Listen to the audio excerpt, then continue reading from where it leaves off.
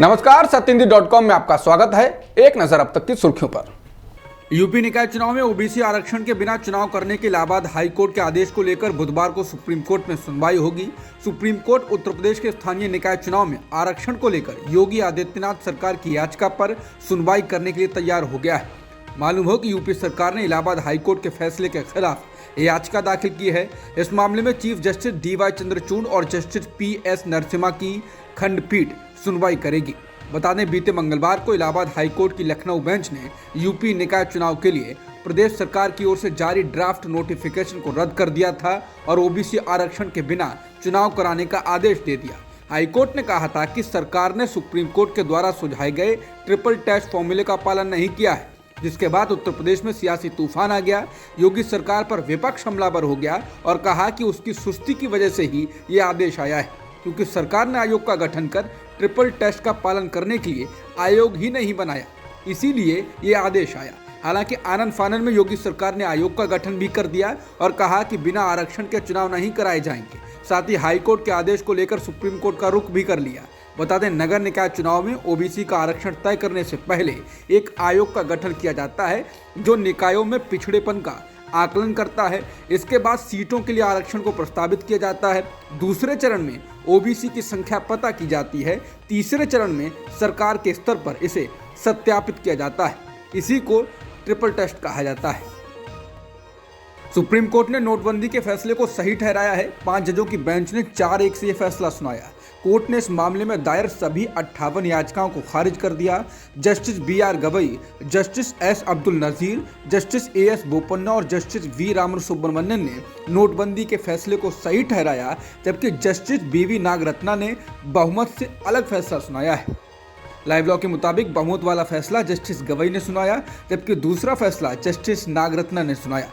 बताना होगा कि नरेंद्र मोदी सरकार ने 8 नवंबर 2016 को नोटबंदी का फैसला लिया था, जिसके तहत 500 और 1000 के नोटों को चलन से बाहर कर दिया गया था। केंद्र सरकार के द्वारा की गई नोटबंदी को वैध ठहराते हुए उसके पक्ष में जस्टिस गवई ने कहा कि नोटबंदी के फैसले का उद्देश्य काला बाजारी, आतंकवाद के वित्त पोषण आदि को समाप्त करना था। उन्होंने कहा, यह प्रासंगिक नहीं है कि उन उद्देश्यों को हासिल किया गया या नहीं किया गया।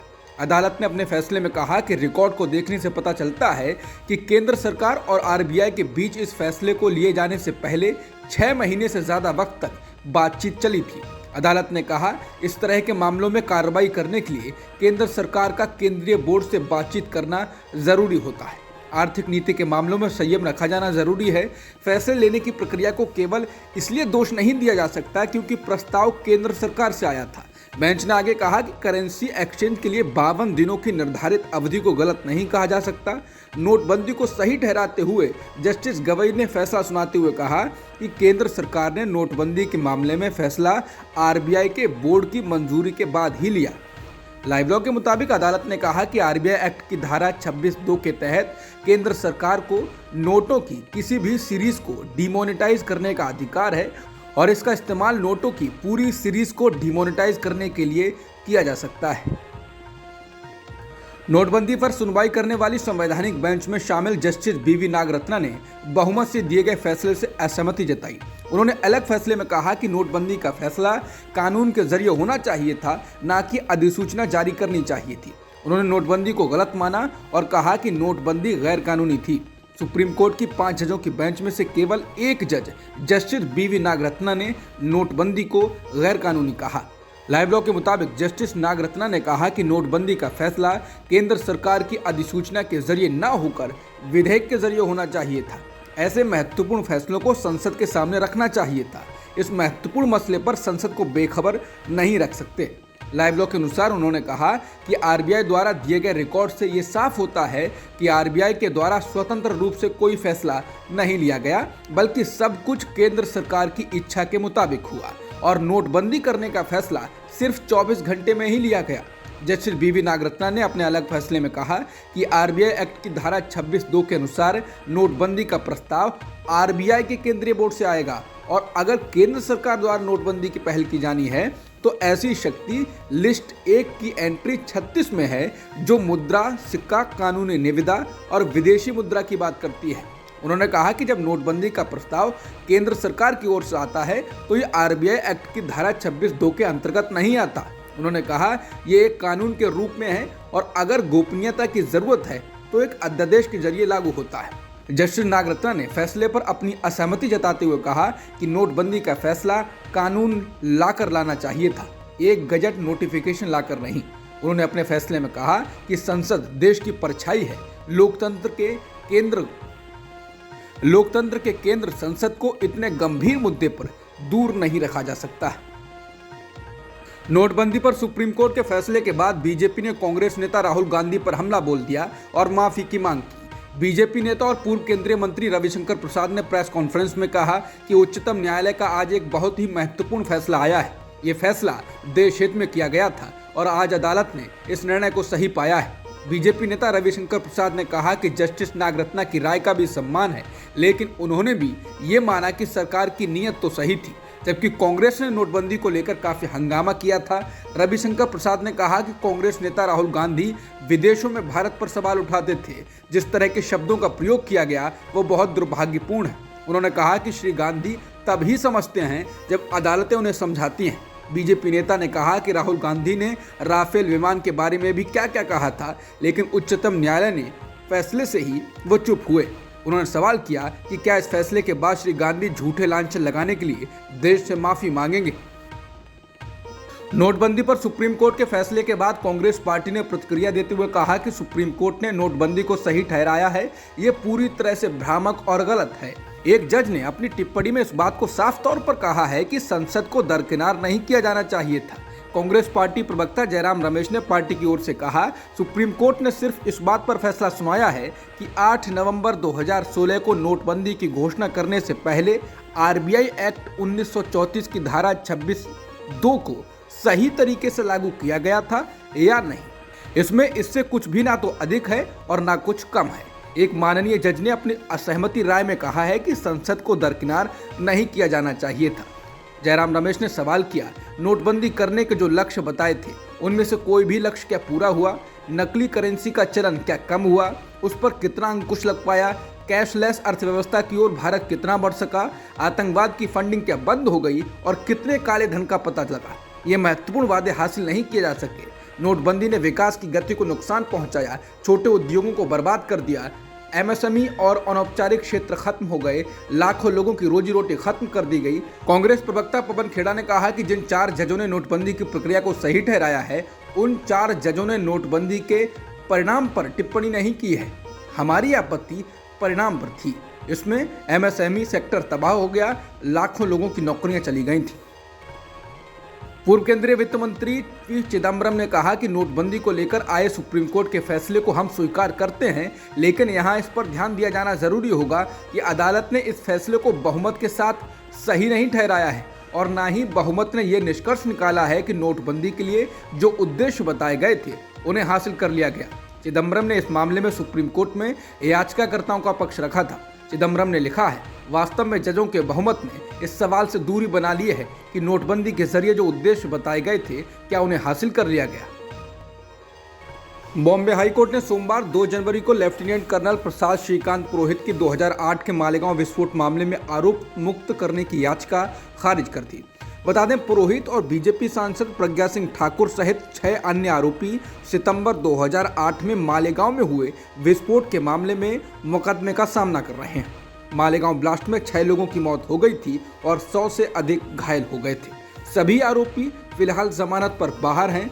इस मुकदमे में खुद को बरी किए जाने की मांग के अन्य आधारों के अलावा कर्नल पुरोहित ने दावा किया था कि उनके खिलाफ मुकदमा चलाने के लिए दंड प्रक्रिया संहिता यानी सीआरपीसी के उचित प्रावधानों के तहत मंजूरी नहीं ली गई। हालांकि जस्टिस एएस गडकरी और प्रकाश नाइक की पीठ ने उनकी याचिका को ये कहते हुए खारिज कर दिया कि मंजूरी की जरूरत नहीं, क्योंकि वो आधिकारिक ड्यूटी पर नहीं थे। बता दें कि 29 सितंबर 2008 को महाराष्ट्र के नासिक जिले के संवेदनशील शहर मालेगांव में एक मस्जिद के पास एक मोटरसाइकिल में बंधे बम के फटने से 6 लोगों की मौत हो गई और 100 से अधिक घायल हो गए थे। मामले की प्रारंभिक जांच करने वाली महाराष्ट्र पुलिस के अनुसार जिस मोटरसाइकिल में विस्फोटक बांधा गया था वो प्रज्ञा ठाकुर के नाम पर रजिस्टर्ड थी, जिसके कारण उन्हें गिरफ्तार किया गया था। राष्ट्रीय जांच एजेंसी यानी कि एनआईए ने बाद में मामले की जांच अपने हाथ में ले ली। लाइव लॉ के मुताबिक चार्जशीट में पुरोहित और अन्य पर आरोप लगाते हुए कहा गया है वे भारत के संविधान से असंतुष्ट थे और अपना संविधान तैयार करना चाहते थे। पुरोहित कश्मीर से आरडीएक्स खरीद कर लाए थे। नए साल की पहली सुबह ही दिल्ली में एक लड़की के साथ हुए हादसे ने झकझोर दिया। कार लड़की को कई किलोमीटर तक घसीटती रही। लोगों ने इसकी सूचना पुलिस को दी। फिर सड़क पर लाश पड़ी होने की सूचना मिली। दरअसल लड़की स्कूटी से घर लौट रही थी। कार में सवार कुछ लोगों ने टक्कर मार दी। लड़की कार के निचले हिस्से में फंस गई। कई किलोमीटर तक वो घसीटती गई। इससे उसकी मौत हो गई। पुलिस ने कहा कि जिस कार से हादसा हुआ वो एक मारुति सुजुकी बलेनो थी और उसमें 5 लोग सवार थे। 5 आरोपियों को गिरफ्तार कर लिया गया है। दिल्ली महिला आयोग की अध्यक्ष स्वाति मालीवाल ने कहा कि कार में सवार लोगों के शराब के नशे में होने की सूचना मिली है और वो पुलिस को समन भेज रही हैं। बाहरी दिल्ली के डीसीपी हरेंद्र सिंह के मुताबिक युवती के शरीर का पिछला हिस्सा और सिर के पीछे का भाग बुरी तरह घिस गया। उन्होंने सोशल मीडिया पर किए जा रहे रेप और मर्डर के दावों को खारिज करते हुए कहा, यह सिर्फ एक्सीडेंट का मामला है, पीड़ित के साथ यौन दुर्व्यवहार नहीं हुआ है। दिल्ली में कार से टक्कर के बाद गाड़ी में फंसकर कई किलोमीटर तक घिसटने से हुई युवती की मौत को लेकर दिल्ली के उपराज्यपाल वीके सक्सेना ने कहा है कि वो अपराधियों की राक्षसी असंवेदनशीलता से हैरान हैं। उन्होंने कहा कि कंझावला सुल्तानपुरी हादसे से उनका सिर शर्म से झुक गया। उपराज्यपाल ने पीड़ित के परिवार को हर संभव मदद सुनिश्चित करने को कहा और लोगों से एक अधिक जिम्मेदार और संवेदनशील समाज बनाने की अपील भी की।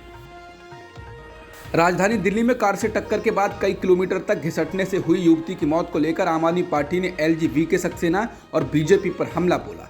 आप नेता सौरभ भारद्वाज ने प्रेस कॉन्फ्रेंस कर एलजी द्वारा इस मामले में लीपापोती करने का आरोप लगाया और ऐसा करने के पीछे कारण बताया कि इस मामले में 5वें नंबर का आरोपी बीजेपी का नेता मनोज मित्तल है।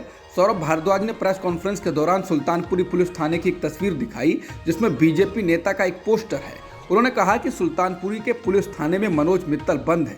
दिल्ली पुलिस और एलजी ने ये नहीं बताया कि इस मामले में लीपापोती क्यों की जा रही है, क्योंकि इस पुलिस थाने के बाहर जिसका होर्डिंग लगा है उसके ऊपर लिखा है मनोज मित्तल, जो 5वें नंबर का अभियुक्त है, इसी थाने में बंद है। उन्होंने कहा कि एलजी और दिल्ली पुलिस के किसी अधिकारी ने यह बताने की हिम्मत नहीं की कि ये आदमी भारतीय जनता पार्टी का अध्यक्ष है, इनके मंडल का सह संयोजक है। इस केस में लीपापोती इसलिए की जा रही है क्योंकि भारतीय जनता पार्टी के नेता और कार्यकर्ता इसमें शामिल हैं। आप नेता ने कहा कि बीजेपी नेता की कॉल डिटेल्स निकलवाई जाए क्योंकि वो लगातार पुलिस और बीजेपी नेताओं से संपर्क में है। आम आदमी पार्टी ने इसके साथ ही केंद्र से एलजी को भी तुरंत बर्खास्त करने की मांग की। नए साल के मौके पर बाहरी दिल्ली के कंझावला इलाके में युवती को कार से 10 से 12 किलोमीटर घसीटने की घटना पर सियासत गर्मा गई है। इस मामले में आम आदमी पार्टी ने उपराज्यपाल के आवास के बाहर आज प्रदर्शन किया। वहीं मृतक युवती की मां ने कहा कि उनकी बेटी के साथ गलत हुआ है क्योंकि उनकी बेटी के शरीर पर कपड़े नहीं थे, जबकि आउटर दिल्ली के डीसीपी हरेंद्र सिंह ने कहा ये एक दुर्घटना है और लड़की के साथ किसी तरह के बलात्कार या यौन शोषण जैसी कोई बात सामने नहीं आई। उन्होंने कहा कि कार ने जब लड़की को घसीटा तो उस दौरान उसके कपड़े फट गए और शरीर से निकल गए। लेकिन दिल्ली महिला आयोग की अध्यक्ष स्वाति मालीवाल ने दिल्ली पुलिस पर गंभीर आरोप लगाए हैं और पूछा है कि दिल्ली पुलिस किस आधार पर कह रही है कि युवती से रेप नहीं हुआ। उन्होंने कहा कि दिल्ली पुलिस कंझावला कांड को हिट एंड रन केस कहना बंद करे। उन्होंने कहा कि न जांच हुई न गवाहों से पूछताछ। आपने अपने आप फैसला सुना दिया कि सिर्फ एक्सीडेंट है, आखिर क्या छुपाने की कोशिश है। घटना से आक्रोशित लोगों ने सोमवार को बाहरी दिल्ली के सुल्तानपुरी पुलिस थाने के बाहर जोरदार प्रदर्शन किया और दोषियों के खिलाफ सख्त से सख्त कार्रवाई की मांग की। आरोप है कि दोषियों ने 10 से 12 किलोमीटर तक युवती को घसीटा। छत्तीसगढ़ में धर्म परिवर्तन के खिलाफ विरोध प्रदर्शन कर रहे आदिवासियों के एक समूह ने आज नारायणपुर जिला मुख्यालय स्थित एक चर्च पर सोमवार को हमला कर दिया। ऐसा करने से रोकने आई पुलिस भी इस भीड़ का शिकार हो गई।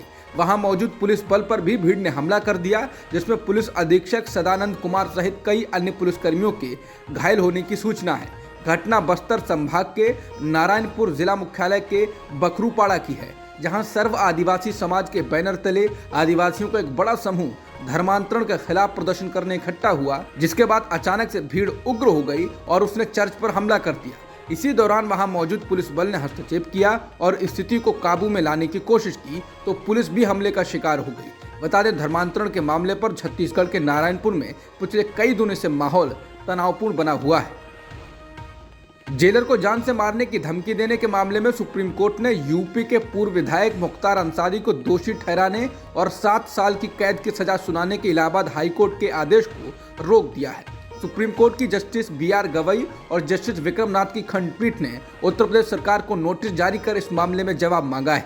बता दें 21 सितंबर 2022 को इलाहाबाद हाई कोर्ट की लखनऊ खंडपीठ ने अंसारी को एक जेलर को जान से मारने की धमकी देने और उस पर पिस्तौल तानने के आरोप में 7 साल की जेल की सजा सुनाई थी। हालांकि एक ट्रायल कोर्ट ने अंसारी को बरी कर दिया था, लेकिन इलाहाबाद हाई कोर्ट ने ट्रायल कोर्ट के आदेश को पलट दिया था और उसे दोषी ठहराकर 7 साल की जेल की सजा सुना दी, जिसके बाद पूर्व विधायक ने इलाहाबाद हाई कोर्ट के आदेश को सुप्रीम कोर्ट में चुनौती दी थी। अब तक की खबरों में इतना ही। बाकी खबरों के लिए बने रहिए सत्येंद्र.com के साथ।